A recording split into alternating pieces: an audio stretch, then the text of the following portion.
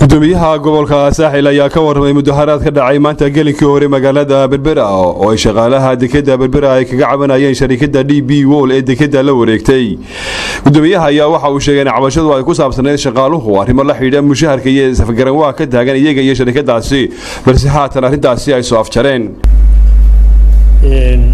ariyaro isfaham la'aan ka dhacday shaqaalaha qaybta farsamo yaqaanada iyo DP World oo saaka meesha ka dhacday arrintaa way dhamaatay waanu xalay haddaan soo gabagabeynay guddi bay la soo baxeen qabashadoodana u diyaar ay wax ka qabato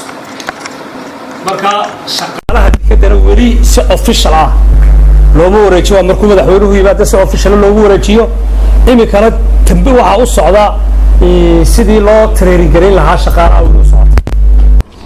gudoomiyaha mar la weydiiyay qaybo ka mid ah shaqaalaha dekedda oo hore u qaadan jiray mushahar isla markaasina ka mid ahaa shaqaalooyinaha dekedda Berbera oo shirkadaasi ka saartay liiska shaqaalanimo waxa uu ku jawaabay diyaar baan u nahay cadeymahaygan loo keeno.